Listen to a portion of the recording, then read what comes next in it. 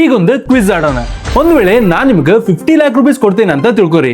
Interest rate 10%, duration ಇರೋದು 20 years. ಈ ತರ ಆದ್ರೆ ಈ ಲೋನಿಗೆ ನೀವು ಎಷ್ಟು ಇಂಟ್ರೆಸ್ಟ್ ನ ಪೇ ಮಾಡ್ತೀರಿ? Option A 15 lac, option B 25 lakhs, option C 35 lakhs ಅಥವಾ 50 ಲ್ಯಾಕ್ಸ್. ನೀವೇನಾದ್ರೂ 50 ಲ್ಯಾಕ್ ಅಂತ ಚೂಸ್ ಮಾಡಿದ್ರೆ ಅದು ತಪ್ಪ. ನಿಜ ಹೇಳ್ಬೇಕಂದ್ರೆ ನೀವು 65 ಲ್ಯಾಕ್ ಗಿಂತ ಜಾಸ್ತಿ ಇಂಟ್ರೆಸ್ಟ್ ನ ಪೇ ಮಾಡ್ತೀರಿ. ಈಗ ಇನ್ನೊಂದು ಕ್ವಶನ್ ಕೇಳ್ತೀನಿ. ನಿಮ್ಮ ಮಂತ್ಲಿ EMI 48,000 ರುಪೀಸ್ ಐತಿ ಅಂತ ತಿಳ್ಕೊರಿ. ಫಸ್ಟ್ 5 ಇಯರ್ಸ್ ಒಳಗೆ ನೀವು ಆಲ್ರೆಡಿ 35 ಲ್ಯಾಕ್ ರುಪೀಸ್ ನ ಪೇ ಮಾಡಿರ್ತೀರಿ. ಇಷ್ಟು ನೀವು ಪೇ ಮಾಡಿದ್ರೆ ಇನ್ನು ಎಷ್ಟು ಪ್ರಿನ್ಸಿಪಲ್ ಉಳಿದಿರ್ಬೋದು? ನಿಮ್ಗೆ 35 ಲ್ಯಾಕ್ಸ್ ಅಂತ ಅನ್ಸಿದ್ರ ಅದು ತಪ್ಪೈತಿ. ನಿಮ್ದು ಔಟ್ಸ್ಟ್ಯಾಂಡಿಂಗ್ ಪ್ರಿನ್ಸಿಪಲ್ ಬರ್ತೈತಿ 43 ಲ್ಯಾಕ್ ಗಿಂತ ಜಾಸ್ತಿ ಅಮೌಂಟ್. ನೀವು 5 ಇಯರ್ಸ್ ಒಳಗೆ 35 ಲ್ಯಾಕ್ ರುಪೀಸ್ ಪೇ ಮಾಡಿರ್ತೀರಿ, ಆದ್ರೂ ನಿಮ್ದು outstanding principal 43 lakh. Benjamin Franklin ಒಂದು ಮಾತು ಹೇಳ್ಯಾರ. ಅದೇನಂದ್ರ if you want to know the value of the money, go and borrow a loan. ಅಂದ್ರ ದುಡ್ಡಿನ ನಿಜವಾದ ಬೆಲೆ ಗೊತ್ತಾಗ್ಬೇಕಂದ್ರ ಒಂದು ಲೋನ್ ತಗೋಬೇಕಂತ. ನಾವು ಇವತ್ತಿನ ವಿಡಿಯೋ ಒಳಗ ಲೋನ್ ಯಾವ ತರ ವರ್ಕ್ ಆಕೈತಿ ಮತ್ತೆ ಲೋನ್ ತಗೊಳಕ್ಕಿಂತ ಮುಂಚೆ ಪ್ರತಿಯೊಬ್ಬರಿಗೂ ಗೊತ್ತಿರ್ಬೇಕಾದ ಇಂಪಾರ್ಟೆಂಟ್ ಟರ್ಮ್ಸ್ ನ ಸಿಂಪಲ್ ವೇದಾಗ ಅರ್ಥ ಮಾಡ್ಕೊಳ್ಳೋಣ. ಈಗ ನಾವು ಬ್ಯಾಂಕ್ ಯಾವ ತರ ದುಡ್ಡನ್ನ ಅರ್ನ್ ಮಾಡ್ತಿದೆ ಅಂತ ತಿಳ್ಕೊಳ್ಳೋಣ. ಬಹಳ ಜನರ ಸೇವಿಂಗ್ ಅಕೌಂಟ್ ಅಥವಾ ಫಿಕ್ಸ್ ಡೆಪಾಸಿಟ್ ಒಳಗ ಅಮೌಂಟ್ ನ ಇಡ್ತೇವೆ. ಆ ದುಡ್ಡಿಗೆ ಬ್ಯಾಂಕ್ ನಿಮಗೆ ಇಂಟ್ರೆಸ್ಟ್ ಕೊಡ್ತೈತಿ.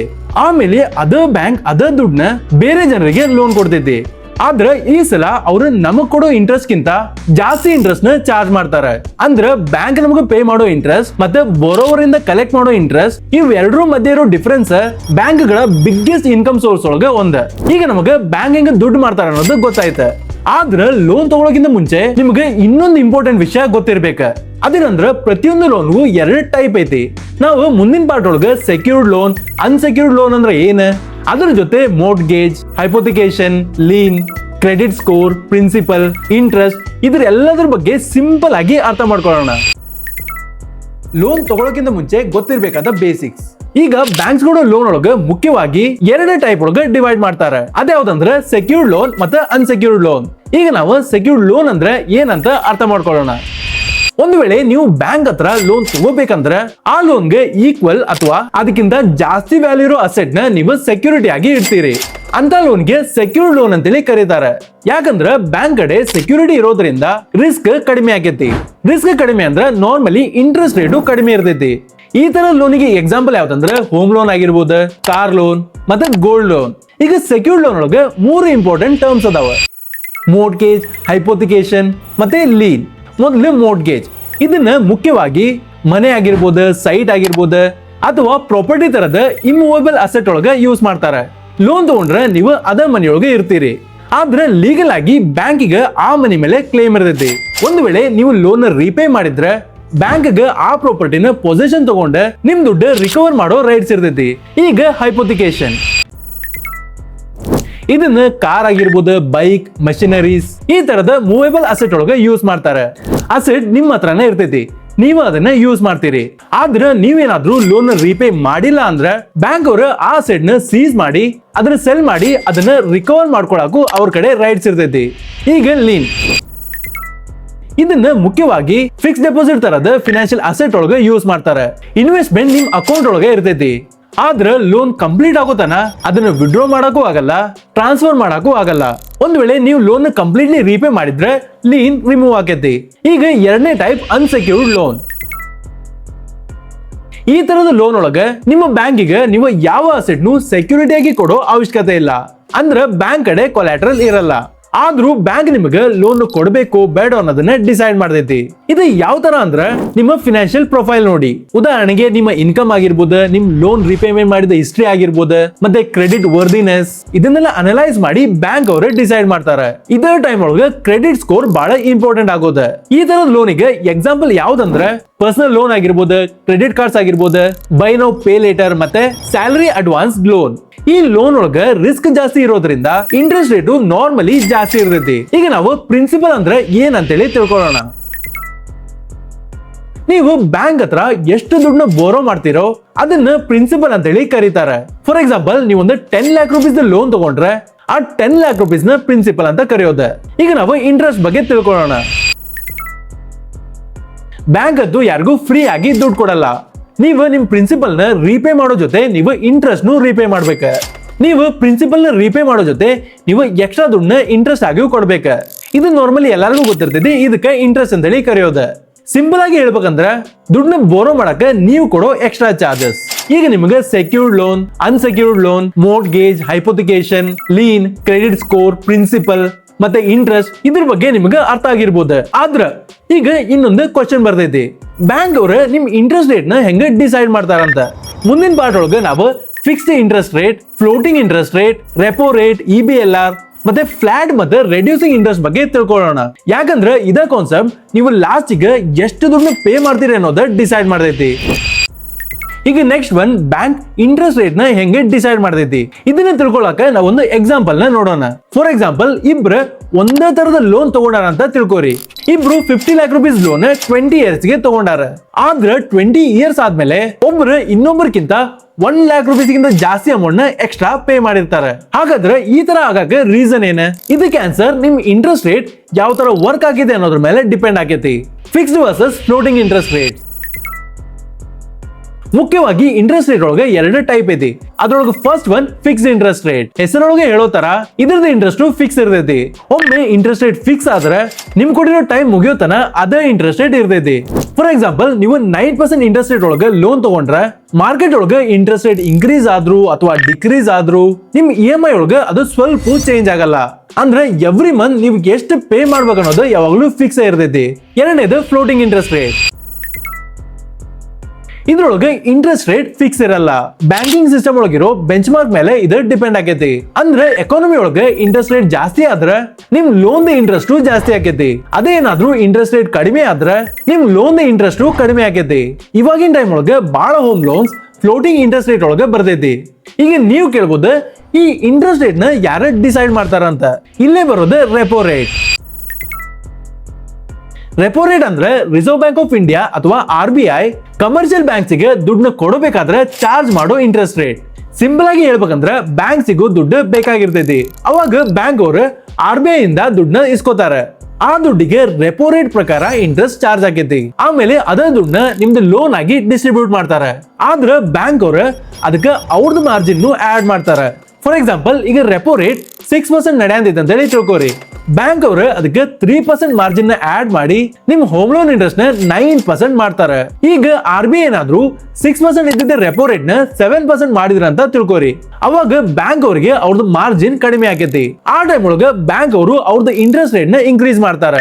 ನಿಮಗೆ 10% ಚಾರ್ಜ್ ಮಾಡೋ ಇಂಟ್ರೆಸ್ಟ್ ನ 11% ಮಾಡ್ತಾರೆ. ಅದೇನಾದ್ರೂ ರೆಪೋ ರೇಟ್ ಕಡಿಮೆ ಆದ್ರೆ 6% ಇದ್ದಿದ್ದು 5% ಆದ್ರೆ ನಿಮಗೆ 9% ಚಾರ್ಜ್ ಮಾಡೋ ಇಂಟ್ರೆಸ್ಟ್ ನ ಅವರು 8% ಮಾಡಬಹುದು. ಅದಕ್ಕೆ RBI ಮಾನಿಟರಿ ಪಾಲಿಸಿ ಅನೌನ್ಸ್ಮೆಂಟ್ ಆಗೋ ಟೈಮ್ ಒಳಗೆ ಲೋನ್ ತಗೊಂಡಿರೋ ಜನ ಅದನ್ನ ಕ್ಲೋಸ್ ಆಗಿ ಫಾಲೋ ಮಾಡ್ತಾರೆ. ಈಗ ನಾವು EBLR ಬಗ್ಗೆ ತಿಳ್ಕೊಳ್ಳೋಣ. EBLR ಅಂದ್ರೆ external bench mark lending rate. ಇದನ್ನ ಸಿಂಪಲ್ ಆಗಿ ಹೇಳ್ಬೇಕಂದ್ರೆ ಬ್ಯಾಂಕ್ ಅವರು ನಿಮ್ ಲೋನ್ ನ ಹೊರಗಿನ ಒಂದು ಬೆಂಚ್ ಮಾರ್ಕ್ ಲಿಂಕ್ ಮಾಡ್ತಾರೆ. ಆಲ್ಮೋಸ್ಟ್ ಆ ಬೆಂಚ್ ಮಾರ್ಕ್ ರೆಪೋ ರೇಟ್ ಆಗಿರ್ತೈತಿ. ಅಂದ್ರೆ ರೆಪೋ ರೇಟ್ ಚೇಂಜ್ ಆದಾಗ ಬ್ಯಾಂಕ್ ಅವ್ರದ್ದು ಪಾಲಿಸಿ ಪ್ರಕಾರ ನಿಮ್ ಇಂಟ್ರೆಸ್ಟ್ ರೇಟ್ ಚೇಂಜ್ ಆಗೈತಿ. ಇದರಿಂದ ಇಂಟ್ರೆಸ್ಟ್ ಪ್ರೈಸಿಂಗ್ ಹಳೆ ಸಿಸ್ಟಮ್ ಗಿಂತ ಜಾಸ್ತಿ ಟ್ರಾನ್ಸ್ಪರೆಂಟ್ ಆಗೈತಿ. ನಾನು ಬಹಳ ಕಡೆ ಅಬ್ಸರ್ವ್ ಮಾಡೀನಿ, ಯಾವಾಗ್ಲೂ ಲೋನ್ ತಗೋಬೇಕಾದ್ರೆ ಬಹಳ ಜನರು ಈ ಮಿಸ್ಟೇಕ್ ನ ಮಾಡ್ತಾರೆ. ಅದೇನಂದ್ರೆ ಲೋನ್ ಕಂಪೇರ್ ಮಾಡ್ಬೇಕಾದ್ರೆ ಅವ್ರಿಗೆ ಇಂಟ್ರೆಸ್ಟ್ ರೇಟ್ ಮಾತ್ರ ನೋಡ್ತಾರೆ. ಒಂದು ಬ್ಯಾಂಕ್ ಒಳಗೆ 8.5% ಇಂಟ್ರೆಸ್ಟ್ ರೇಟ್ ಅಂತ ಹೇಳ್ತಾರೆ. ಇನ್ನೊಂದು ಬ್ಯಾಂಕ್ ಒಳಗೆ 8.7% ಇಂಟ್ರೆಸ್ಟ್ ರೇಟ್ ಅಂತ ಹೇಳ್ತಾರೆ. ಅವಾಗ ಅವರು ಕಡಿಮೆ ನಂಬರ್ ನೋಡಿದ ತಕ್ಷಣ ಲೋನ್ ನ ಚೂಸ್ ಮಾಡ್ತಾರೆ. ಆದ್ರೆ ಯಾವಾಗ್ಲೂ ಇದಷ್ಟ ನೋಡಿ ಡಿಸಿಷನ್ ನ ತಗೋಬಾರ್ದು. ಅದ್ರ ಜೊತೆ ಇನ್ನೊಂದು ಇಂಪಾರ್ಟೆಂಟ್ ವಿಷಯ ಗೊತ್ತಿರ್ಬೇಕು, ಇಂಟ್ರೆಸ್ಟ್ ನ ಯಾವ ತರ ಕ್ಯಾಲ್ಕುಲೇಟ್ ಮಾಡ್ತಾರಂತ. ಯಾಕಂದ್ರೆ ಇದು ಒಂದೇ ಡಿಫರೆನ್ಸ್ ನಿಮ್ದು ಲಕ್ಷಗಟ್ಟಲೆ ರೂಪಾಯಿನ ಉಳಿಸಬಹುದು. ಇಲ್ಲ ಅಂದ್ರೆ ನಿಮ್ ಪಾಕೆಟ್ ಇಂದ ಜಾಸ್ತಿ ದುಡ್ಡು ಹೋಗ್ಬೋದು. ಅದ್ಯಾವ್ದಂದ್ರೆ flat interest rate versus reducing balance interest rate. For example, ನೀವು ಒಂದ್ ವೇಳೆ 10 lakh rupees ಇಂಟ್ರೆಸ್ಟ್ ತಗೊಂಡಿರ ಅಂತ ಇಟ್ಕೋರಿ. 1 ವರ್ಷ ಆದ್ಮೇಲೆ ನೀವು ಆಲ್ರೆಡಿ 2 lakh rupees ಪ್ರಿನ್ಸಿಪಲ್ ನ ಪೇ ಮಾಡಿರ್ತೀರಿ. ಅವಾಗ ನಿಮ್ದು ಔಟ್ಸ್ಟ್ಯಾಂಡಿಂಗ್ ಲೋನ್ ಬರ್ತೈತಿ 8 lakh rupees ಹತ್ರ. ರೆಡ್ಯೂಸಿಂಗ್ ಬ್ಯಾಲೆನ್ಸ್ ಒಳಗೆ ಮುಂದಿನ ವರ್ಷದ ಇಂಟ್ರೆಸ್ಟ್ ಈಗ 8 lakh rupees ಮೇಲೆ ಅಷ್ಟೇ ಕ್ಯಾಲ್ಕುಲೇಟ್ ಆಗೈತಿ. ಈ ತರ ಔಟ್ಸ್ಟ್ಯಾಂಡಿಂಗ್ ಲೋನ್ ಕಡಿಮೆ ಆಗ್ತಾ ಹೋದಂಗ ನಿಮ್ ಇಂಟ್ರೆಸ್ಟ್ ರೇಟ್ ಕಡಿಮೆ ಆಗ್ತಾ ಹೋಗ್ತೈತಿ. ಬಹಳ ಹೋಮ್ ಲೋನ್ಸ್ ಈ ಮೆಥಡ್ ನ ಫಾಲೋ ಮಾಡ್ತಾರೆ. ಈಗ ನಾವು ಫ್ಲಾಟ್ ಇಂಟ್ರೆಸ್ಟ್ ರೇಟ್ ಬಗ್ಗೆ ತಿಳ್ಕೊಳ್ಳೋಣ. ಈ ಮೆಥಡ್ ಒಳಗೆ ನೀವು ಲೋನ್ ಸ್ವಲ್ಪ ರೀಪೇ ಮಾಡಿದ್ರು ಬ್ಯಾಂಕ್ ಇಂಟ್ರೆಸ್ಟ್ ನ ಮೊದಲಿಂದ 10 lakh rupees ಮೇಲೆ ಕ್ಯಾಲ್ಕುಲೇಟ್ ಮಾಡ್ತಾರೆ. ಅಂದ್ರೆ ನೀವು ಆಲ್ರೆಡಿ ರಿಟರ್ನ್ ಮಾಡಿದ ದುಡ್ಡಿಗೂ ನೀವು ಇಂಟ್ರೆಸ್ಟ್ ನ ಪೇ ಮಾಡ್ಬೇಕ. ಅದಕ್ಕೆ ಅನ್ನೋದು 7% flat interest rate 10 to 11% reducing interest rate ಗೆ ಈಕ್ವಲ್ ಅಂತ. ಅದಕ್ಕೆ ಯಾವಾಗ್ಲೂ ಇಂಟ್ರೆಸ್ಟ್ ರೇಟ್ ದ ಪರ್ಸೆಂಟೇಜ್ ಮಾತ್ರ ನೋಡ್ಬೇಡ್ರಿ, ಅದ್ರ ಜೊತೆ ಅದು ಫ್ಲಾಟ್ ಇಂಟ್ರೆಸ್ಟ್ ರೇಟಾ ಅಥವಾ ರೆಡ್ಯೂಸಿಂಗ್ ಇಂಟ್ರೆಸ್ಟ್ ರೇಟಾ ಅನ್ನೋದನ್ನ ಫಸ್ಟ್ ಚೆಕ್ ಮಾಡ್ರಿ. ಯಾಕಂದ್ರೆ ಈ ತರದ ಒಂದು ಡಿಫರೆನ್ಸ್ ಲಾಸ್ಟಿಗೆ ನೀವು ರೀಪೇ ಮಾಡೋ ದುಡ್ಡೊಳಗೆ ದೊಡ್ಡ ಡಿಫರೆನ್ಸ್ ನ ಕ್ರಿಯೇಟ್ ಮಾಡ್ತೈತಿ. ಇದೆಲ್ಲ ಗೊತ್ತಾದ್ಮೇಲೆ ನಿಮಗೆ ಇನ್ನೊಂದು ಕ್ವಶನ್ ಬರ್ತೈತಿ, ಅದೇನಂದ್ರ ನಿಮ್ ಮಂತ್ಲಿ EMI ನ ಬ್ಯಾಂಕ್ ಅವರು ಯಾವ ತರ ಕ್ಯಾಲ್ಕುಲೇಟ್ ಮಾಡ್ತಾರಂತ. ಅದೇ ತರ ನೀವು ಸ್ಟಾರ್ಟಿಂಗ್ ಇಯರ್ಸ್ ಒಳಗ ಲಕ್ಷಗಟ್ಟಲೆ EMI ನ ಪೇ ಮಾಡಿದ್ರು ಲೋನ್ ಅಮೌಂಟ್ ಒಳಗ ಜಾಸ್ತಿ ಯಾಕೆ ಕಡಿಮೆ ಆಗಲ್ಲ, ಅದನ್ನ ನಾವು ನೆಕ್ಸ್ಟ್ ಪಾರ್ಟ್ ಒಳಗ ಸಿಂಪಲ್ ಆಗಿ ಅರ್ಥ ಮಾಡ್ಕೊಳ್ಳೋಣ. EMI ಒಳಗಿರೋ ಸೀಕ್ರೆಟ್ಸ್.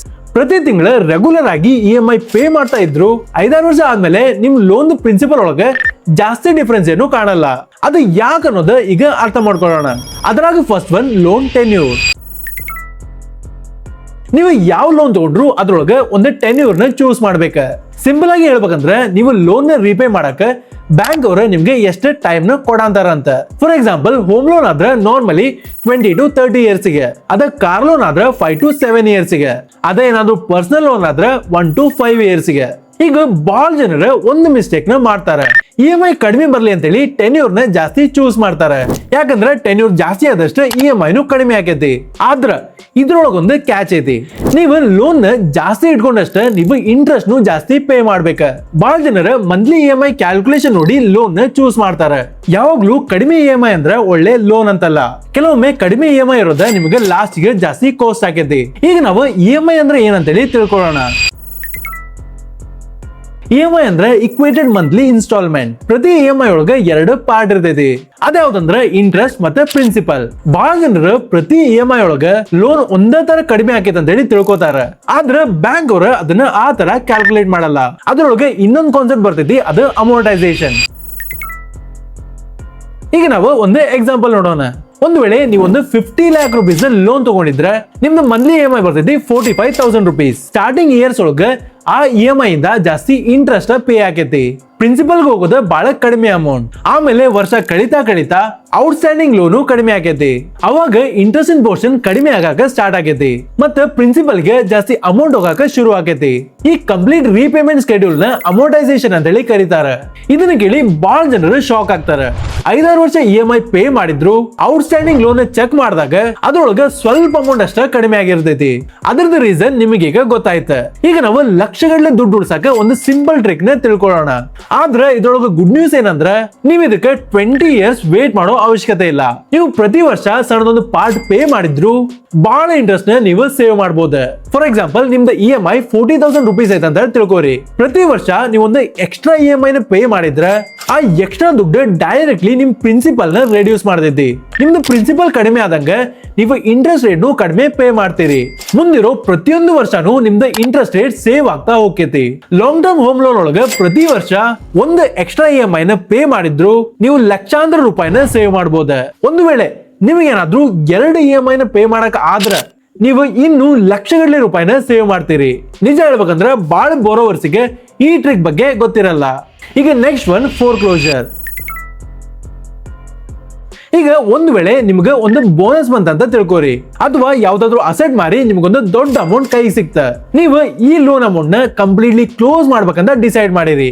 ಅದಕ್ಕೆ ಫೋರ್ಕ್ಲೋಜರ್ ಅಥವಾ ಪ್ರೀ ಕ್ಲೋಜರ್ ಅಂತೇಳಿ ಕರೀತಾರೆ. ಕೆಲವೊಮ್ಮೆ ಇದಕ್ಕೆ ಬ್ಯಾಂಕ್ಸ್ ಯಾವ ಚಾರ್ಜಸ್ ತಗೊಳ್ಳಲ್ಲ, ಅದ ನಿಮ್ದು ಲೋನ್ ಟೈಪ್ ಮೇಲೆ ಡಿಪೆಂಡ್ ಆಕೈತಿ.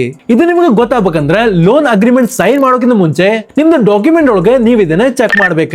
ಯಾಕಂದ್ರೆ ಮುಂದೆ ಲೋನ್ ಬೇಗ ಕ್ಲೋಸ್ ಮಾಡೋ ಪ್ಲಾನ್ ಇದ್ರೆ ಈ ಚಾರ್ಜಸ್ ಹ್ಯೂಜ್ ಡಿಫರೆನ್ಸ್ ನ ಕ್ರಿಯೇಟ್ ಮಾಡ್ತೈತಿ. ಈಗ ಇದ್ರೊಳಗೆ ಇನ್ನೊಂದು ವಿಷಯ ಬರ್ತೈತಿ, ಅದ್ಯಾವ್ದಂದ್ರ ಬೇರೆ ಒಂದು ಬ್ಯಾಂಕ್ ನಿಮ್ಗೆ ಕಡಿಮೆ ಇಂಟ್ರೆಸ್ಟ್ ರೇಟ್ ನ ಆಫರ್ ಮಾಡಿದ್ರೆ ಆ ಲೋನ್ ನೀವು ಅದರ್ ಬ್ಯಾಂಕ್ ಒಳಗೆ ಕಂಟಿನ್ಯೂ ಮಾಡ್ಬೇಕಾ ಅಥವಾ ಬೇರೆ ಬ್ಯಾಂಕಿಗೆ ಅದನ್ನ ಟ್ರಾನ್ಸ್ಫರ್ ಮಾಡಿ ದುಡ್ಡನ್ನ ಸೇವ್ ಮಾಡ್ಬೇಕಾ? ಈಗ ನಾವು ನೆಕ್ಸ್ಟ್ ಪಾರ್ಟ್ ಒಳಗೆ ಇದನ್ನ ಸಿಂಪಲ್ ಆಗಿ ಅರ್ಥ ಮಾಡ್ಕೊಳ್ಳೋಣ. ಬೆಸ್ಟ್ ಲೋನ್ ಡೀಲ್ ನ ಹೆಂಗ ತರಬೇಕ. ಇಲ್ಲಿ ತನ ನಾವು EMI ಹೆಂಗ ಕ್ಯಾಲ್ಕುಲೇಟ್ ಆಕೈತಿ, ಸ್ಟಾರ್ಟಿಂಗ್ ಇಯರ್ಸ್ ಒಳಗೆ EMI ಪೇ ಮಾಡಿದ ಅದು ಜಾಸ್ತಿ ಇಂಟ್ರೆಸ್ಟ್ ಹೋಗ್ತೈತಿ, ಅದನ್ನೆಲ್ಲ ಅರ್ಥ ಮಾಡ್ಕೊಂಡ್ವಿ. ಆದ್ರೆ ಇನ್ನೊಂದು ಕ್ವಶನ್ ಏನಂದ್ರೆ, ನೀವು ಲೋನ್ ತಗೊಂಡ್ಮೇಲೆ ಇನ್ನೊಂದು ಬ್ಯಾಂಕ್ ಕಡಿಮೆ ಇಂಟ್ರೆಸ್ಟ್ ರೇಟ್ ನ ಆಫರ್ ಮಾಡಿದ್ರೆ ನೀವು ಅದರ್ ಬ್ಯಾಂಕ್ ಒಳಗೆ ಕಂಟಿನ್ಯೂ ಮಾಡ್ಬೇಕಾ ಅಥವಾ ಸ್ಮಾರ್ಟ್ ಆಗಿ ಬೇರೆ ಏನಾದ್ರೂ ಮಾಡ್ಬೇಕಾ? ಈಗ ನಾವು ಇದನ್ನ ಸಿಂಪಲ್ ಆಗಿ ಅರ್ಥ ಮಾಡ್ಕೊಳ್ಳೋಣ. ಇದಕ್ಕೆ ನಾವು ಬ್ಯಾಲೆನ್ಸ್ ಟ್ರಾನ್ಸ್ಫರ್ ಅಂತೇಳಿ ಕರಿತೇವೆ. ಒಂದು ವೇಳೆ ನೀವು 9.5% ಇಂಟ್ರೆಸ್ಟ್ ರೇಟ್ ಒಳಗೆ ಹೋಮ್ ಲೋನ್ ತಗೊಂಡಿರ ಅಂತ ತಿಳ್ಕೊರಿ. ಕೆಲವೊಂದು ವರ್ಷ ಆದ್ಮೇಲೆ ಇನ್ನೊಂದು ಬ್ಯಾಂಕ್ ಅದೇ ಹೋಮ್ ಲೋನ್ಗೆ 8.5% ಇಂಟ್ರೆಸ್ಟ್ ರೇಟ್ ನ ಆಫರ್ ಮಾಡಂತಾರ. ನೋಡಾಗಿದ್ರಾಗ 1% ಇಂದ ಡಿಫರೆನ್ಸ್ ಐತಿ. ಆದ್ರ 50 ಲ್ಯಾಕ್ ರುಪೀಸ್ ಲೋನ್ ಒಳಗೆ 1% ಆದ್ರೂ ಹ್ಯೂಜ್ ಅಮೌಂಟ್ ಆಕೈತಿ. ಈ ತರ ನೀವೇನಾದ್ರೂ ಲೋನ್ ಟ್ರಾನ್ಸ್ಫರ್ ಮಾಡಿದ್ರೆ ಅದಕ್ಕೆ ಬ್ಯಾಲೆನ್ಸ್ ಟ್ರಾನ್ಸ್ಫರ್ ಅಂತೇಳಿ ಕರೀತಾರೆ. ಅಂದ್ರೆ ಇನ್ನೊಂದು ಬ್ಯಾಂಕ್ ನಿಮ್ದು ಹಳೆ ಲೋನ್ ನ ಕಂಪ್ಲೀಟ್ಲಿ ಕ್ಲೋಸ್ ಮಾಡ್ತೈತಿ, ಆಮೇಲೆ ಅದ ಲೋನ್ ಬೇರೆ ಬ್ಯಾಂಕ್ ಒಳಗೆ ಶಿಫ್ಟ್ ಆಗೈತಿ. ಆದ್ರ ಈ ತರ ಮಾಡೋಕ್ಕಿಂತ ಮುಂಚೆ ನೀವು ಕೆಲವೊಂದು ವಿಷಯನ ತಿಳ್ಕೊಬೇಕ. ಅದ್ಯಾವ್ದಂದ್ರೆ interest rate, processing charge, transfer charge ಮತ್ತೆ ರಿಮೈನಿಂಗ್ ಲೋನ್ ಟೆನ್ಯೂರ್. ಯಾಕಂದ್ರೆ ಕೆಲವೊಮ್ಮೆ ಈ ಚಾರ್ಜಸ್ ನಿಮ್ ಬೆನಿಫಿಟ್ ನ ಡಿಸ್ಟ್ರಾಯ್ ಮಾಡ್ತೈತಿ. ಮತ್ತೆ ಇನ್ನೊಂದು ಟ್ರಿಕ್, ನೀವು ಪ್ರತಿ ಸಲ ಲೋನ್ ಟ್ರಾನ್ಸ್ಫರ್ ಮಾಡ್ಬೇಕಂತಾನು ಇಲ್ಲ. ನೀವು ಲೋನ್ ತಗೊಂಡಿರೋ ಬ್ಯಾಂಕಿಗೆ ಹೋಗಿ ಬೇರೆ ಬ್ಯಾಂಕ್ ಅವ್ರ ನನಗೆ ಕಡಿಮೆ ಇಂಟ್ರೆಸ್ಟ್ ರೇಟ್ ಒಳಗೆ ಆಫರ್ ಮಾಡಂತಾರ ಅಂದ್ರ ಕೆಲವೊಮ್ಮೆ ನಿಮ್ ಬ್ಯಾಂಕ್ ಅವರು ಇಂಟ್ರೆಸ್ಟ್ ರೇಟ್ ನ ಕಡಿಮೆ ಕೊಡಬಹುದು. ಯಾಕಂದ್ರೆ ಬ್ಯಾಂಕ್ಸಿಗೆ ಕಸ್ಟಮರ್ಸ್ ನ ಲೂಸ್ ಮಾಡೋದು ಇಷ್ಟ ಅಲ್ಲ. ಅದಕ್ಕೆ ಈ ತರ ನೀವು ಯಾವಾಗಾದ್ರೂ ಲೋನ್ ನ ಟ್ರಾನ್ಸ್ಫರ್ ಮಾಡೋಕ್ಕಿಂತ ಮುಂಚೆ ನಿಮ್ ಬ್ಯಾಂಕ್ ಜೊತೆನು ನೆಗೋಸಿಯೇಟ್ ಮಾಡಕ ಟ್ರೈ ಮಾಡ್ರಿ. ನೆಕ್ಸ್ಟ್ ಒನ್, ಲೋನ್ ಒಳಗಿರೋ ಹಿಡನ್ ಚಾರ್ಜಸ್. ಇಲ್ಲಿ ತನ ನಾವು ಲೋನ್ ಬಗ್ಗೆ ಗೊತ್ತಿರ್ಬೇಕಂತ ಕಾನ್ಸೆಪ್ಟ್ ಬಗ್ಗೆ ಅರ್ಥ ಮಾಡ್ಕೊಂಡ್ವಿ. ಆದ್ರೆ ಲೋನ್ ಅಗ್ರಿಮೆಂಟ್ ನ ಸೈನ್ ಮಾಡೋಕ್ಕಿಂತ ಮುಂಚೆ ನಿಮ್ಗೆ ಇನ್ನೊಂದು ಇಂಪಾರ್ಟೆಂಟ್ ವಿಷಯ ಗೊತ್ತಿರ್ಬೇಕ. ಯಾಕಂದ್ರೆ ಬಾಳ ಬೋರೋವರ್ಸ್ ಇದ್ರ ಬಗ್ಗೆ ಗೊತ್ತಿಲ್ಲದಂಗೆ ಬಾಳ ದುಡ್ಡನ್ನ ಲೂಸ್ ಮಾಡ್ತಾರೆ. ಬಾಳ ಜನರು ಲೋನ್ ತಗೋಬೇಕಾದ್ರೆ ಇಂಟ್ರೆಸ್ಟ್ ರೇಟ್ ಅಷ್ಟೇ ಕಂಪೇರ್ ಮಾಡ್ತಾರೆ. ಆದ್ರೆ ಯಾವಾಗ್ಲೂ ಇಂಟ್ರೆಸ್ಟ್ ರೇಟ್ ನೋಡಿ ಡಿಸಿಷನ್ ತಗೋಬಾರ್ದು. ಯಾಕಂದ್ರೆ ಅದು ಬಿಟ್ಟು ಬ್ಯಾಂಕ್ ಅವರಿಗೆ ಇನ್ನೂ ಬಹಳ ಚಾರ್ಜಸ್ ಇರ್ತೈತಿ. ಫಾರ್ ಎಕ್ಸಾಂಪಲ್, ಪ್ರೊಸೆಸಿಂಗ್ ಚಾರ್ಜ್ ಆಗಿರ್ಬೋದು, documentation charges, property valuation charges, stamp duty, insurance ಮತ್ತೆ ಲೇಟ್ ಪೇಮೆಂಟ್ ಪ್ಯಾನೆಲ್ ಚಾರ್ಜಸ್. ಇದ್ರೊಳಗೆ ಒಂದೊಂದು ಚಾರ್ಜಸ್ ನೋಡಕ್ಕೂ ಬಹಳ ಸಣ್ಣದಂತ ಅನಿಸ್ಬೋದು. ಇವೆಲ್ಲ ಸೇರಿ ನಿಮ್ದು ಲೋನ್ ಅಮೌಂಟ್ ನ ಬಹಳ ಹ್ಯೂಜ್ ಅಮೌಂಟ್ ಮಾಡಬಹುದು. ಅದಕ್ಕೆ ಯಾವಾಗ್ಲೂ ಇಂಟ್ರೆಸ್ಟ್ ರೇಟ್ ಮಾತ್ರ ಅಲ್ಲ, ಬ್ಯಾಂಕ್ ಒಳಗಿರೋ ಎಲ್ಲಾ ಚಾರ್ಜಸ್ ಕಂಪೇರ್ ಮಾಡ್ರಿ. ಆಮೇಲೆ ಲೋನ್ ತಗೋಬೇಕಾದ್ರೆ ಎಲ್ಲಾ ಸೇರಿ ಎಷ್ಟು ಕಾಸ್ಟ್ ಆಕೈತಿ ಅದನ್ನೆಲ್ಲ ನೀವು ಕಂಪೇರ್ ಮಾಡ್ಬೇಕಾಗೈತಿ. ನೀವು ಲೋನ್ ಅಗ್ರಿಮೆಂಟ್ ನ ಸೈನ್ ಮಾಡೋಕ್ಕಿಂತ ಮುಂಚೆ ಬ್ಯಾಂಕ್ ಹತ್ರ ಕೀ ಸ್ಟೇಟ್ಮೆಂಟ್ ಅಥವಾ KFS ನ ಕೇಳ್ರಿ. ಈ ಒಂದು ಡಾಕ್ಯುಮೆಂಟ್ ಒಳಗೆ ಲೋನ್ ಬಗ್ಗೆ ಇರೋ ಆಲ್ಮೋಸ್ಟ್ ಎಲ್ಲಾ ಇನ್ಫಾರ್ಮೇಶನ್ ಇರ್ತೈತಿ. ಫಾರ್ ಎಕ್ಸಾಂಪಲ್, ಲೋನ್ ಅಮೌಂಟ್ ಆಗಿರ್ಬೋದು, ಇಂಟ್ರೆಸ್ಟ್ ಆಗಿರ್ಬೋದು, EMI, loan tenure, processing charges, penalties ಮತ್ತೆ ಬೇರೆ ಅಪ್ಲಿಕೇಬಲ್ ಚಾರ್ಜಸ್. ಈ ಒಂದು ಡಾಕ್ಯುಮೆಂಟ್ ನ ನೀವು ಸರಿಯಾಗಿ ಓದಿದ್ರೆ ನಿಮಗೆ ಮುಂದೆ ಬರೋ ಬಹಳ ಪ್ರಾಬ್ಲಮ್ಸ್ ನ ನೀವು ಅವಾಯ್ಡ್ ಮಾಡಬಹುದು. ಅದಕ್ಕೆ ನೀವು KFS ನ ಅರ್ಥ ಮಾಡ್ಕೊಳ್ದಂಗೆ ಡಾಕ್ಯುಮೆಂಟ್ ನ ಸೈನ್ ಮಾಡಬೇಡ್ರಿ. ಇದಾದ್ಮೇಲೆ statement of accounts. Loan start ಆದ್ಮೇಲೆ ಎಲ್ಲ ಸರಿಯಾಗಿ ನಡೆಯಂತೈತಿ ಅಂತ ಹೇಳಿ ಸುಮ್ನೆ ಇರಬಾರ್ದು.